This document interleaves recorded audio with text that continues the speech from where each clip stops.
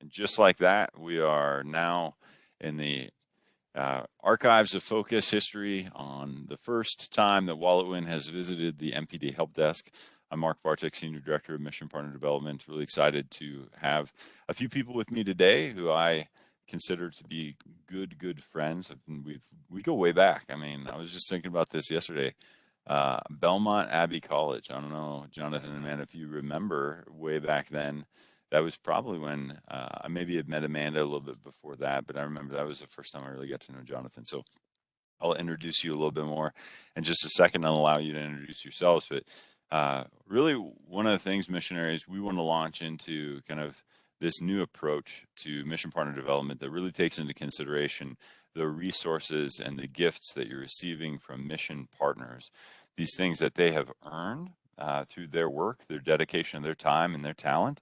That is translated into treasure, and now they have dedicated that treasure to you for the work of the new evangelization, the Great Commission. So you're receiving that. So what does it look like to be a good steward of that? Not only just to manage your funds well, but also maybe you find yourself in a position where you're struggling with money. And I'll just be honest, I know and have worked with missionaries in the past who, if they're worried their car is going to be repossessed in the middle of the night, they're not sleeping well. And they're not able to be fully present on mission. And so all of these things that maybe we think like that's worldly or that's not something I need to worry about or think about as a missionary, it becomes really front and center in creating a hindrance as opposed to help for you and your work to spiritually multiply. And so I'm excited to be working with, and I've met with Jonathon and Amanda several times over the course of the last year. We had a great offering for our staff last year. I think we've got something even better coming up this year. And stay tuned on September 29th. We're going to talk more about what that is going to look like and what offerings we have for you.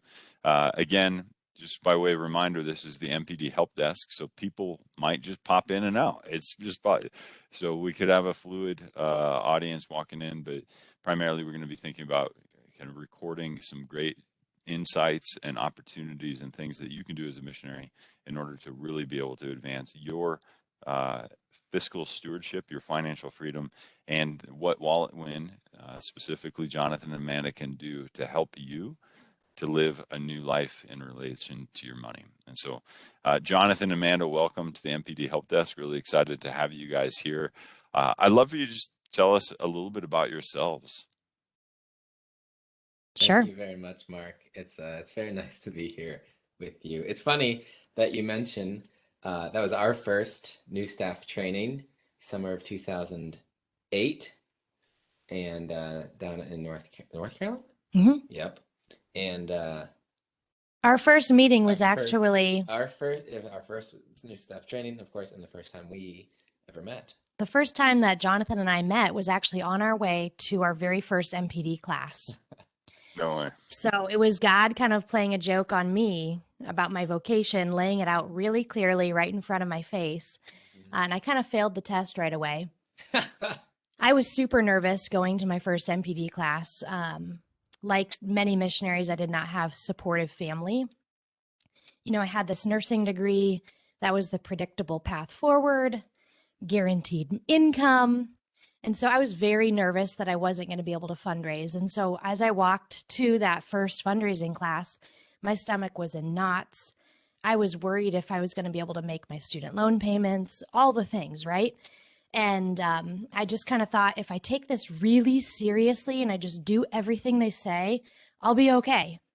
And then I hear to my right music, and I turn, and there's this guy with elbow length hair. I'm from Nebraska. We don't do elbow length hair. And his computer's on his shoulder with like a boombox. It's playing For the Love of Money by the OJs. Money. That song. And he's swaying up the sidewalk on his way to this training. And I remember thinking in my head, oh, this guy's never making it to campus. So that was our first crossing. It was very unique, but it pretty much laid out what our vocation was going to be, was to get married eventually, many years later after he got a haircut. Series of haircuts. And then that finances would not be the wedge that would divide us. It would be the thing that would bring us together and the thing that God would put us on mission to do in his church. So very fun memory to recall for us. Yeah, and That's awesome. so to jump forward 2-3 years or so, we started dating, all of that, got very serious, engaged, married, and we're going into our fourth year on staff. Got married that fall, and we took we followed all the advice people gave us of, hey, you get one honeymoon, you only get one shot at this, so go crazy, go big. And so we did. We had a 10-day tropical honeymoon, and we put it on a credit card. And while on the honeymoon, the bill came due, and we had our very first money fight of our days-old marriage on the honeymoon. And just kind of we came out of the wedding and onto the honeymoon, all these dreams, all these plans, all these big ideas for our future together, and then reality set in that we were spending money we didn't have, and if this kept up, what was going to happen to all those ideas and those plans and those hopes and those dreams that we had for our future, for our family? They probably weren't going to happen. Needless overspending, debt payments, all of that was between us and happily ever after. So we figured we should probably do something about this. So at least I kind of pushed it to the side a little bit until we got back and then started to learn what to do with our money. What are we supposed to do? Because I certainly didn't learn growing up. I don't think you did either. Nope, no, it was not something that was really discussed, and for most people, it was a taboo topic, and they never learned how to handle money. And so we ended up tallying up our debts. It was just over $25,000. And at the time, we didn't really know how much we fundraised because we were scared to actually look. And we had to come face to face with that reality that our take-home pay combined was about $35,000. I mean, that's after the admin fee and taxes and, health insurance, whatever. But, we looked at that number, and comparatively to our debt, owing almost as much as we do in an entire year take-home pay, we realized that we were either going to be hamstrung by this over the next several years, or we could just get in there and figure this out and get on with our life. And so we took that path of learning everything we could about money, making a plan to learn, how to budget, how to actually pay off the debt.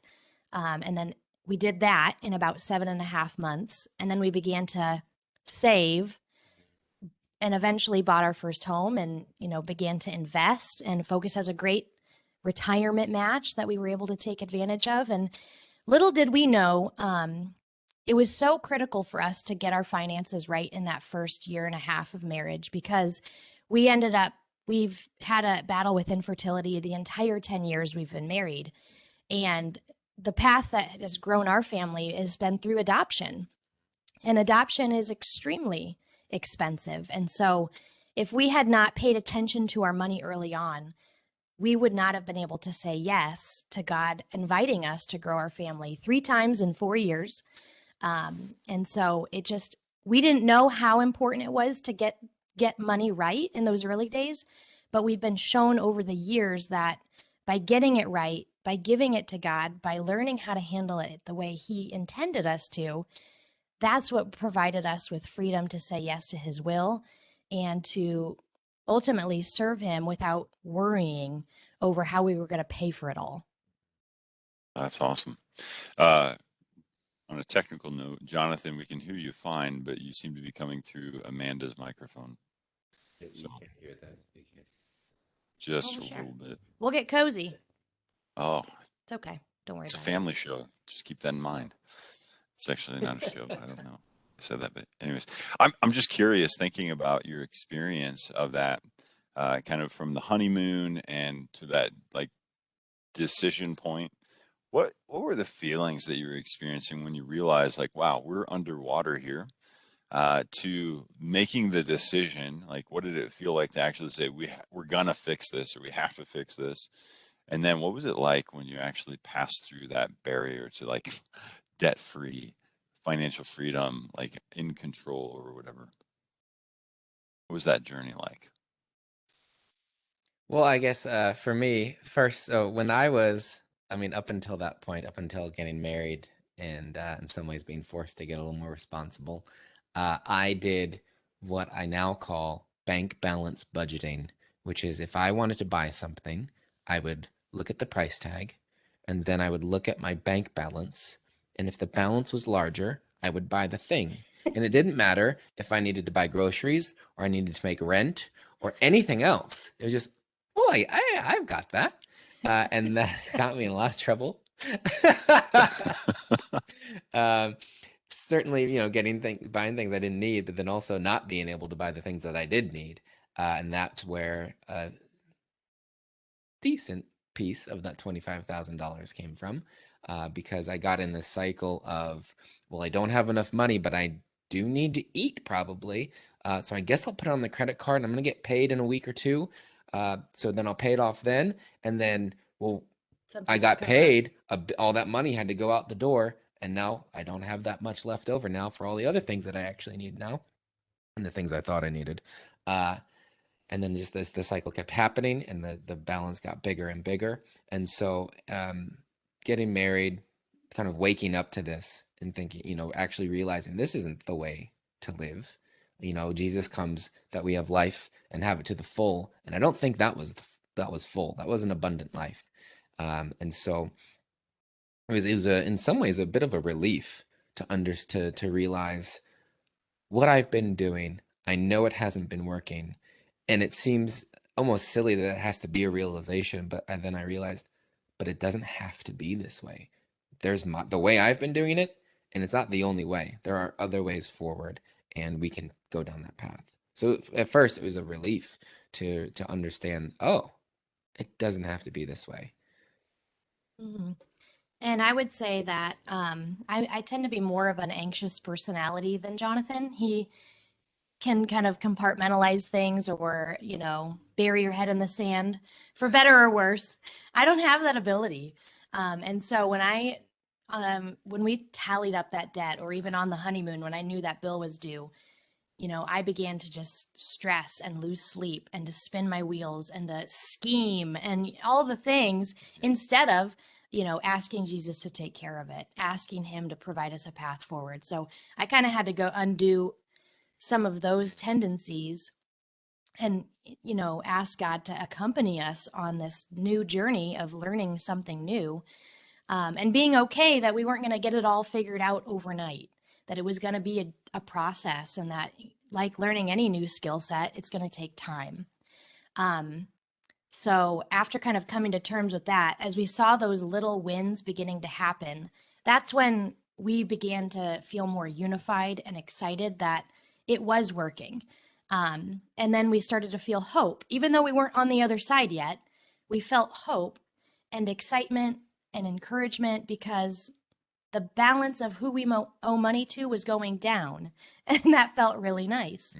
Um, and then when we finally became debt free, it was on August 15th of 2012. We ended up celebrating. We made debt free donuts, homemade, because we used all our money to pay off the last debt. We didn't have money to actually buy donuts. And we celebrated. It was a feast day, so that was really fun. And for a few weeks, it felt just really good that we'd accomplished this giant milestone, but then it dawned on us that this wasn't the end line. This wasn't the finish line. This wasn't the race. We're now at the starting line for the rest of our financial journey.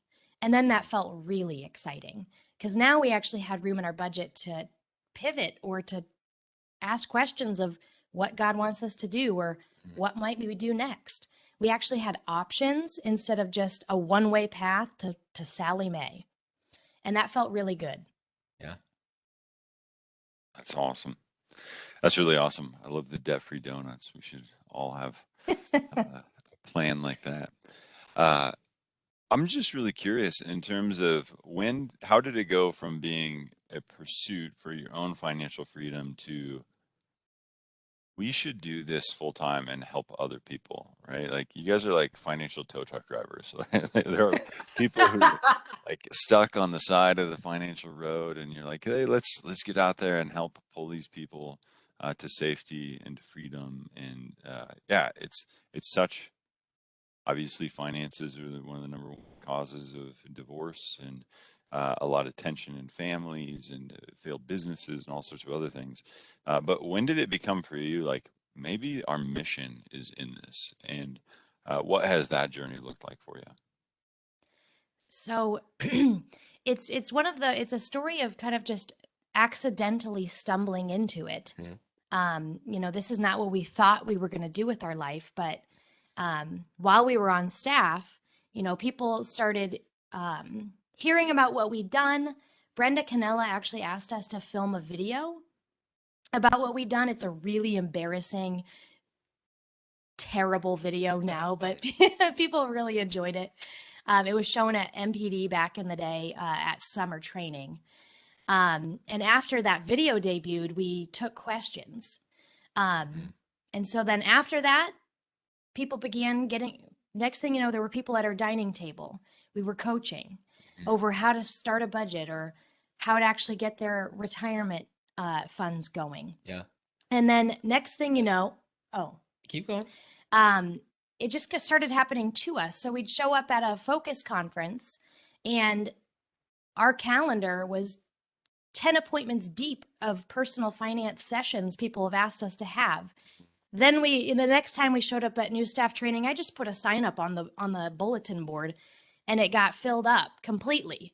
And I took 15-minute sessions with my carrying my daughter, our oldest daughter, in a baby carrier, and then you took the evening session. Right. So it just started spiraling, and every time we would meet with people and watch this invisible weight kind of fall off their back, that they weren't the problem. They weren't just inherently a screw up. They just didn't have the right skills or the mindset or the tools to do this, but they could learn them. That was priceless to me. Just watching them understand that there could be that different way and replace all those fears, worries, and stresses with that same hope that we'd felt. And watching that click in their minds just started speaking to us. Yeah. So we started, we just started helping more people, having more people over for dinner. And then, I mean, right, our family started growing. We had less time to just have people over and stay up late chatting about money. And then and again, we just did more and more of it. We saw the results, and we just thought, I guess it's something we should try. We should think about sometime. Well, then I think, yeah, you're not remembering this. We got a letter in the mail for a convent that needed to grow. Mm. And they didn't have the money to build this new wing that they needed. And Jonathan got super passionate and intense, and he was like, they need the money now. I want to be able to write a check and to just make this happen. And then I think the same day, or within a 24-hour window, we had 2 or 3 friends tell us, they couldn't enter religious life or go to the seminary because they had all this debt. And kind of like a righteous rage came over us of like, no, debt should not be a hindrance to the new evangelization and the work that God wants to do in our world. This is not good enough. And you know what? If people don't know how to handle their money and that's what's keeping them stuck, and nobody's doing anything about this, there is Dave Ramsey. He's out there, but he has an incredibly limited scope of understanding about real wealth building because he does not come from a Catholic perspective. And it's only so deep, and we have miles deep in the church. Well, then we just need to do something about this. See a need, meet a need is kind of just how it happened. And then we've never really looked back from that point. Yeah. That's awesome. That's awesome. Well, let me ask, I guess maybe some more technical questions. So I think it's easy for a lot of people to kind of kick the can down the road and to be like, well, when I'm done being a missionary, like then I'll deal with this. Like when I have a real job, if they have that false notion, or Or maybe they do just do kind of the bank balance budgeting, and they just kind of they've got their head in the sand on this. What questions would you pose to somebody to help them get like a real assessment about, am I actually struggling or am I doing okay? Because it kind of feels like I'm doing okay, but I don't know. I don't really want to think that hard about it. So what kind of questions would you pose? What kind of examination of circumstances would you invite somebody into so they would go, okay, maybe it's different than I thought. Sure. Well, I just wanted to encourage folks to ask themselves these questions and to see their finances as one of the areas of our life, which is, I mean, we have to give all parts of our life over to the Lord. And so in this, in the same way that we can't really sit down and think about, how am I doing, with um, any sort of a moral question. How am I doing with chastity, or how am I doing in my relationships with my friends, or how am I doing with my relationship with God, or whatever? We can't really answer those questions unless we know what's expected of us. And so first, just to just kind of to put it out there that yes, we are called to give everything to the Lord, and that so if old Curtis saying, if Jesus Christ isn't Lord of all, he isn't Lord at all. So if he's not Lord of our wallets, is he even Lord of our life? And so we need to figure out, what does he want from us, and then how are we stacking up against that? So just an encouragement that you can understand this, you can look into it, and to see, you can figure out how you're doing. In maybe a little bit more of a practical way, there's okay, what's going on, with what God wants, and how you're doing it. But then also just like with the practicals, man, like especially when it comes to living out your mission as a missionary with focus, are your decisions being driven all of the time by what is best for the mission, by how you can serve your students, or are some of those decisions being made because of what's happening in your bank account? I am, hopefully, definitely guilty of this. Um, I took full advantage of the money in the team account that was available to do things with students, to, get meals or whatever it was. And sure, it helped. We had intentional conversations, but the idea wasn't always purely, I think this is the absolute best thing I could be doing with the student right now. It was good for them. But it was kind of mixed up in there with what was going on with me. Or, how much time am I spending? We know, through different, I think it was different surveys that are going on, you know, Pew and PricewaterhouseCoopers and all that, when people are financially stressed, they spend time during the work week on their finances instead of working. So for a traditional job, that looks maybe more like I'm doing it during the day while I'm at work. But as a missionary, your hours are all of the hours. You just kind of have to pick which ones they're going to be. So is it,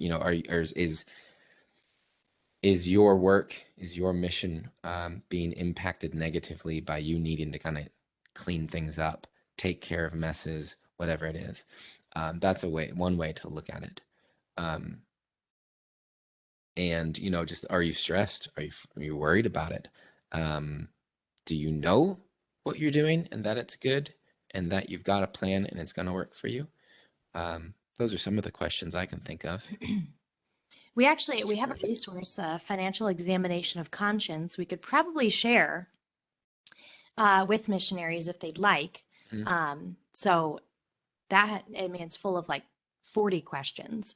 But I'd say the biggest one would be, your financial needs are going to be different based on your state in life. So whatever that is needs to be taken into account. But then the biggest one is, the money that's coming in, are you seeing it as your money, or are you seeing it as God's gift entrusted to you, and that he's really the ultimate provider of this? And then if he is the provider of it, is there a plan for every dollar that he's bringing to you?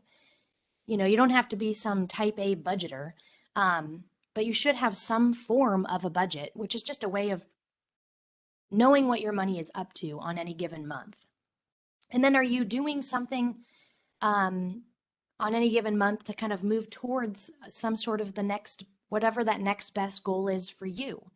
For some people, it is going to be paying off debt. For other people, it's going to be building up some emergency savings so that when something hits, they actually have breathing room, or they can, pay the deductible when their kid breaks their leg, and not have to take time away from the mission because they've got that covered.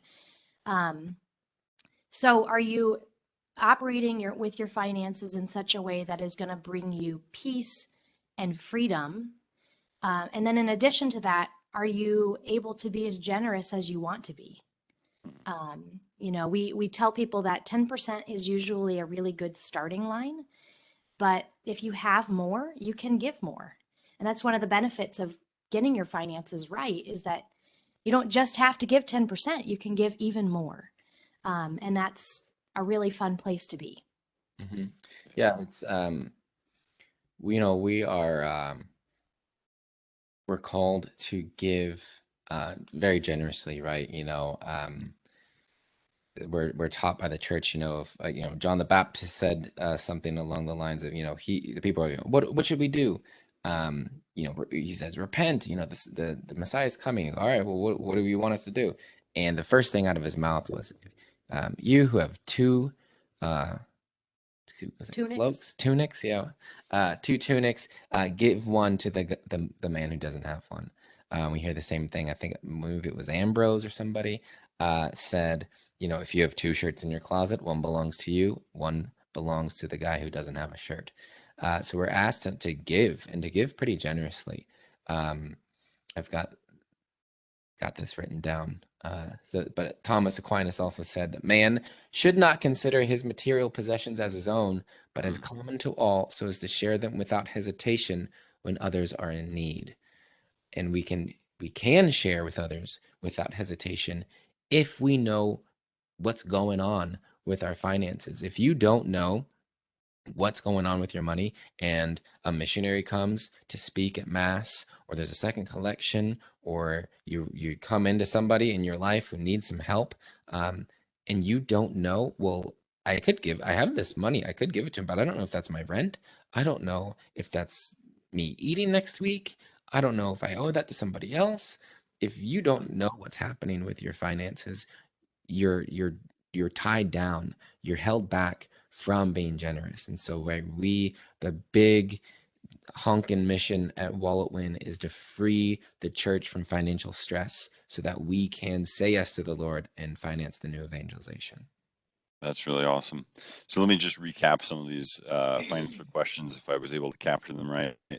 I love this one. Is Jesus the Lord of your wallet? I think that particular question is just unbelievable in terms of really, it just gets right at like the heart of the matter. Is Jesus the Lord of your wallet? Second, are your decisions driven by your mission, or do you allow your finances to dictate what you're able to do or going to do within mission? Third, how much time are you spending during time you should be on mission working on your finances? Fourth, are you stressed or worried about your money? And I do think if we could get access to that financial examination of conscience, that would be spectacular. We can post that on the MPD staff site. And then just a few others. Do you see the money as yours? Are you possessive of it, or do you see it as resources God is providing to advance your life and your mission? Sixth, are you operating with some form of a budget that's helping you to give kind of order to the money that you've been entrusted with? Seventh, do you have some financial breathing room? If not, then you might need to consider doing something different.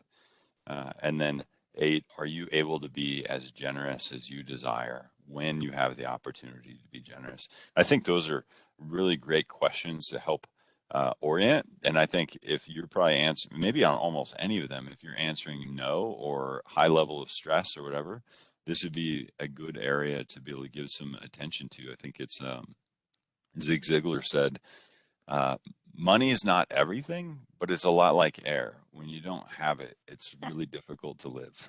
Right? And so I'm just really excited about that. And I think this will help our staff, our missionaries, to be able to think about their finances a little bit more. So when somebody kind of, let's say they go through these, or they go through the financial examination of the conscience, and they recognize this is an area of my life that I need to give a little bit more proactive energy to, what are the first maybe 3 things that you would recommend that they do in order to try to kind of move things forward? I've got my 3. We could do 6 if you have both have We'll 3. see how they line up with Oh, your 3. do a little Nice. blind, So, like a newlywed game kind of deal. Survey so my says. 3 are figure out what God's plan is for finances. What does he want for us? How does he see this? How, what does financial stewardship fall into the stewardship of our whole lives that is a necessary requirement for discipleship? So figure out what he wants. What's his plan? What's his heart for money? Then examine your own heart for money. What is money like to you? What does it look like? What do you believe about it? And then kind of, see how that stacks up. What are the differences? Where you doing okay with it? Where does it need work? And then figure out your plan for getting closer to making your everyday reality match up more with what God wants for you. So I would say in a lot of ways, the budget helps you do that, because that's planning out how you're going to use your money. Right? I'm going to have $3,500 this month, and I'm going to plan every one of those out, so I know what's going to groceries and what's going to rent and what's going to car insurance and what's going to cell phone or whatever else. And then you also then know how much can I give? And when I know this much is going to the parish, this much is going to this mission, this much is going there, and then I've got, $150 for whatever might come my way that the Lord puts there. And so now when an opportunity comes up, it's not the rent money or the groceries or anything else. You can actually say yes to what he's asking you to do, and you have your plan for getting out of debt or whatever it is. A lot of it boils down to making your plan and staying with it. What would you say? That's what I would say. Wow. That's the grace of the sacrament of marriage right there. Coming together. Coming together. Well, you've mentioned it a few times. I'm assuming that a lot of people that you work with, there's kind of false notions about what a budget is. Could you just kind of dispel what are some of the myths about budgeting, or what are some of the false notions that people have about budgeting? And then what do you guys teach that a budget is? I think, Amanda, you touched on it a little bit, but I'd just love a little bit more kind of unpacking of that. Sure. I mean, there's a lot of myths around the word budgeting, and they've studies have shown that it actually registers in the brain the same pain center that the word diet triggers. So, a lot of people hear budget and they think financial juice cleanse. It's going to be painful. It's going to get ugly. It's just going to be this long string of no's. It's going to tell me what I can't do. It's going to be this straitjacket. It's going to be the fun killer. All the things that you want to fill in the blank with there about budgeting. But the truth about budgeting is that it's simply permission to spend your money according to your current goals and priorities and values. That's it. That's all. It's actually the thing that helps you to say yes instead of no to all the things. And so that's the way we teach budgeting. Did you have something to add there? Yeah. It just came to me, and I'm gonna butcher the line. You know the line better than I do. But when you're making like a plan for life, whether it's religious order and their order, or their rule, or just you figuring out what you want to be doing, what is it? You build the You know that you don't know this? Build the life and the life builds you. There you That's go. a Dr. Ray. Yeah, that's right.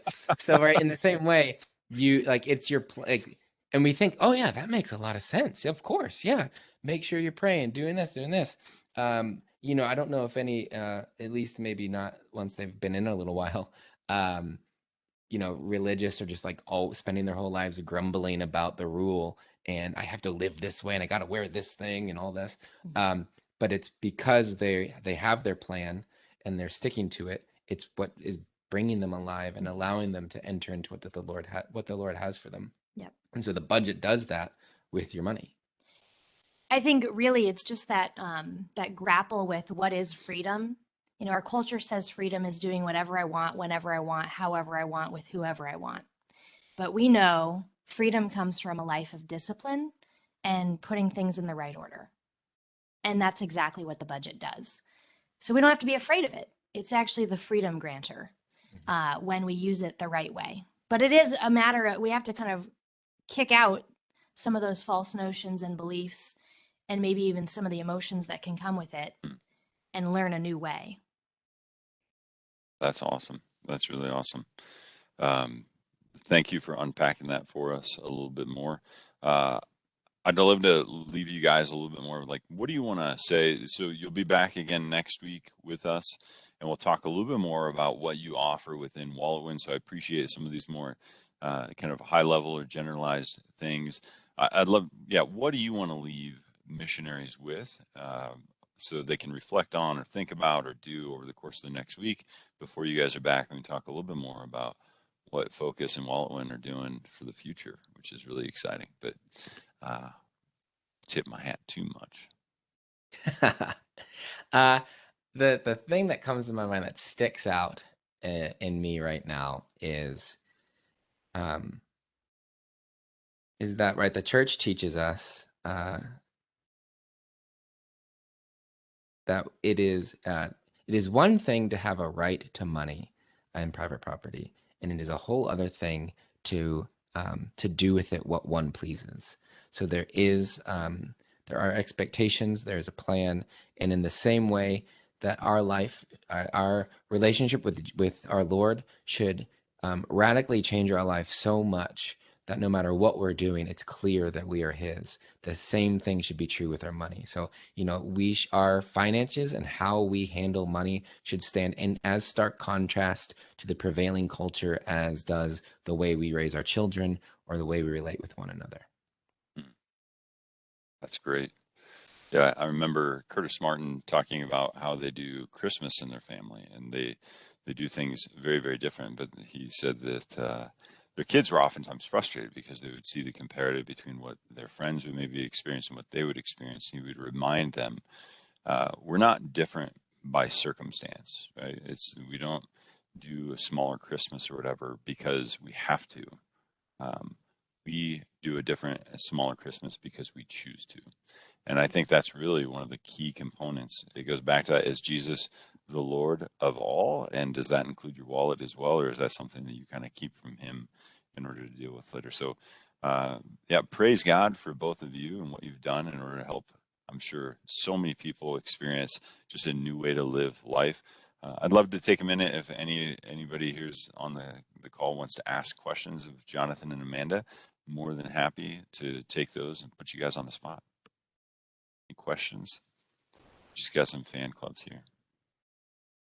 Yes, partly we have fan clubs, partly I have questions. So Excellent. both of those things are good. Great.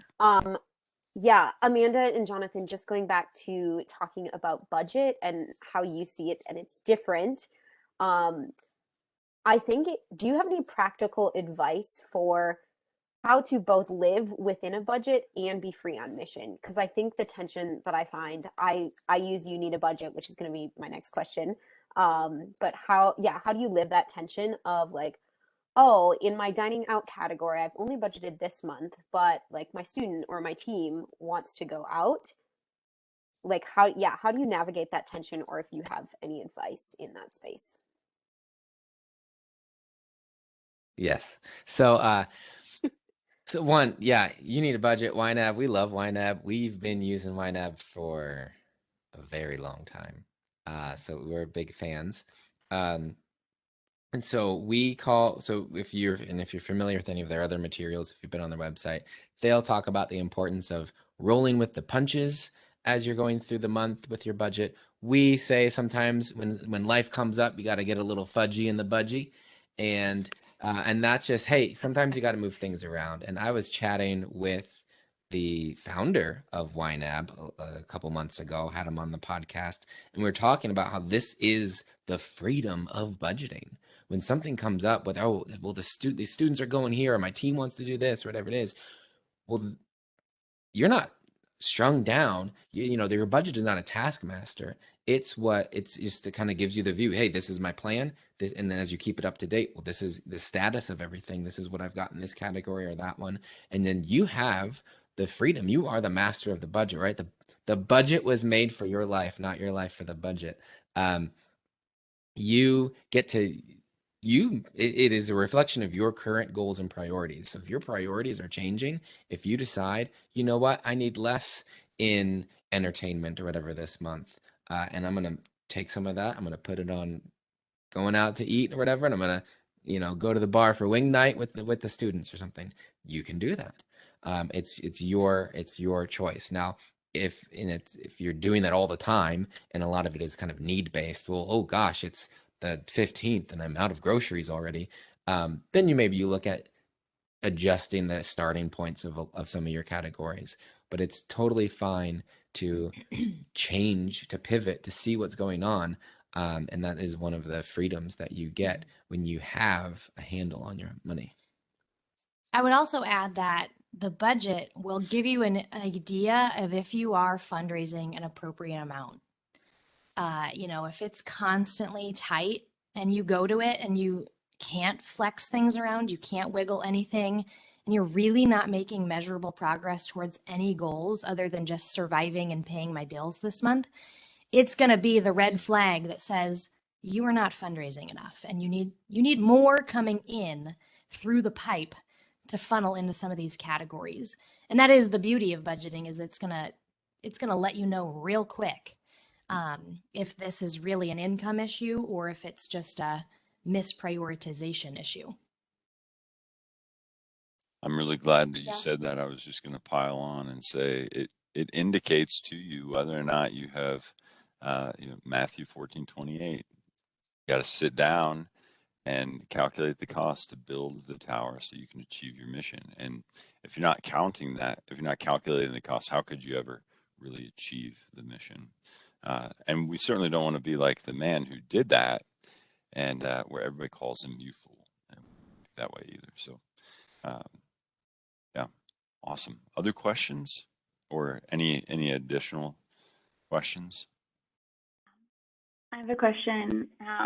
Thank you for being here today, first of all. I'm glad I saw in the email that a reminder about it.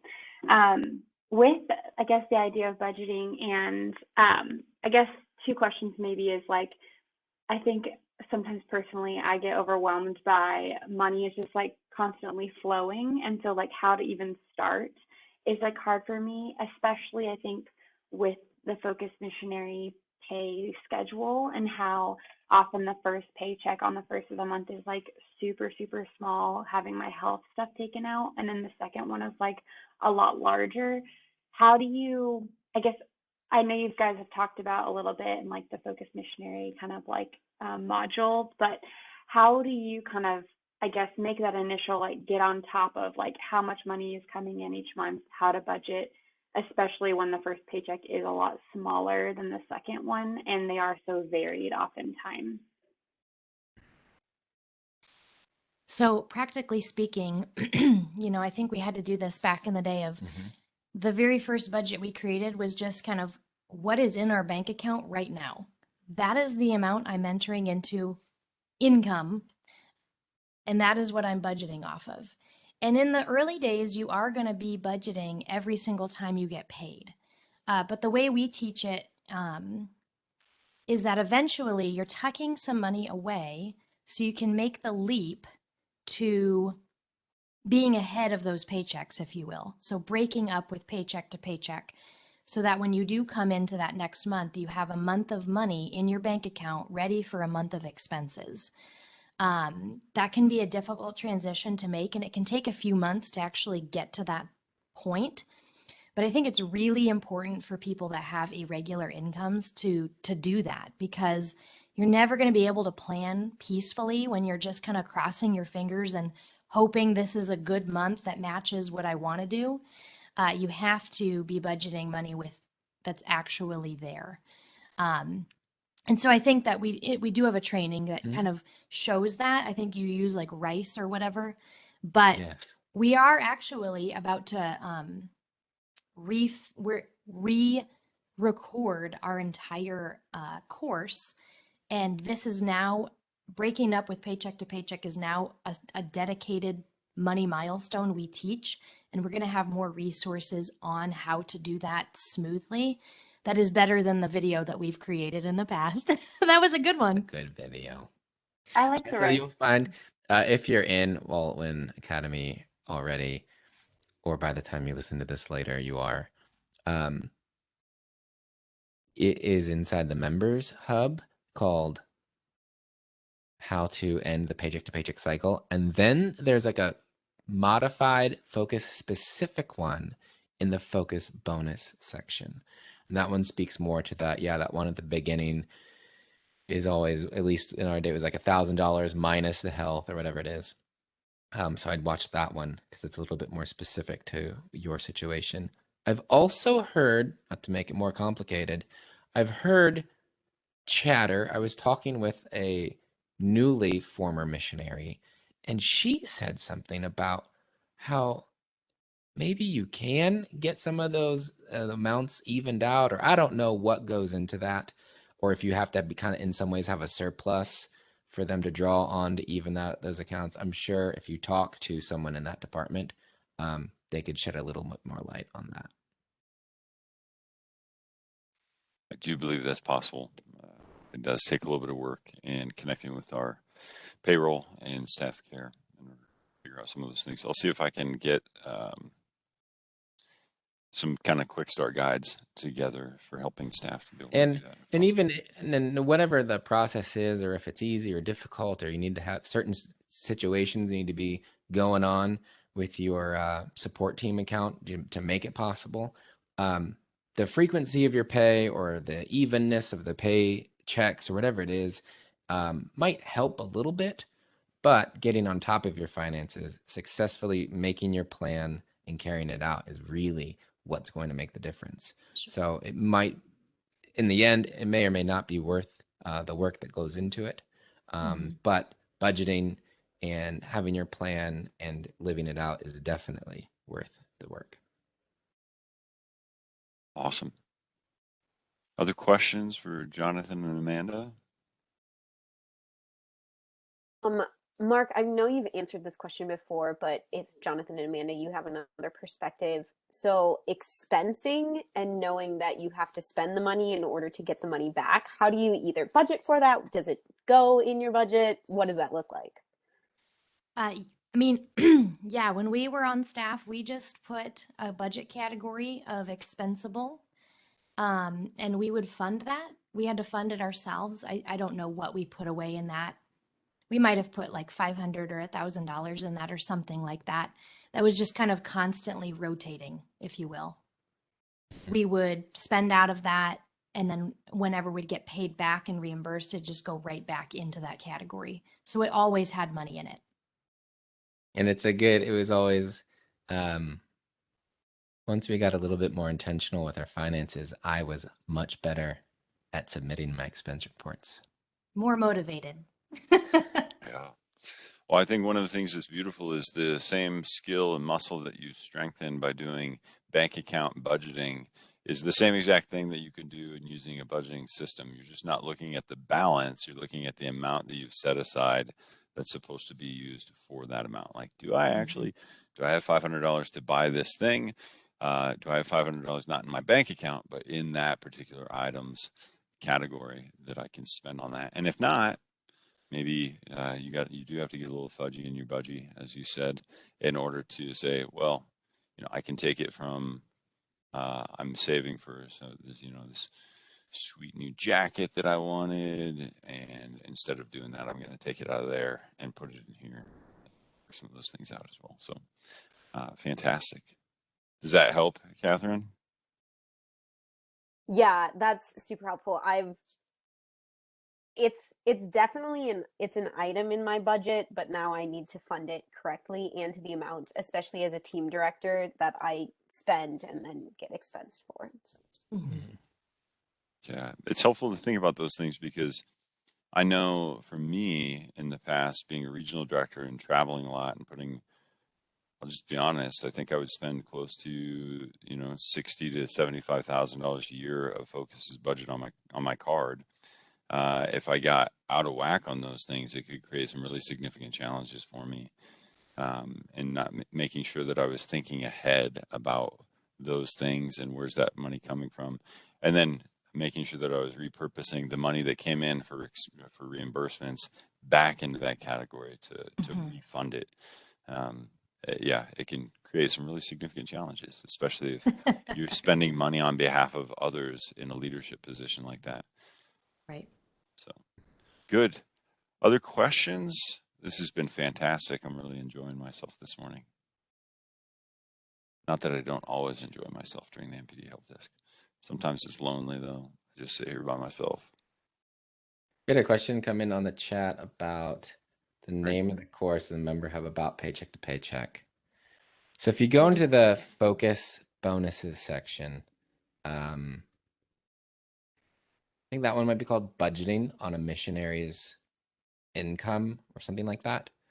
Type focus up here. You can jump right to it. I'm pretty sure that's what that one's called. Did you say there was also one on the member hub about Yeah, that the one at too, member though? hub is called, I think, End the Paycheck to Paycheck Cycle, Okay. which is similar but not quite as tailored. Awesome. Oh yeah, Well, it when says we get that, monthly. So it's under budgeting a missionary salary. It's called monthly budgeting on the focus pay schedule. And we also have one about budgeting for apostolate expenses in there as well.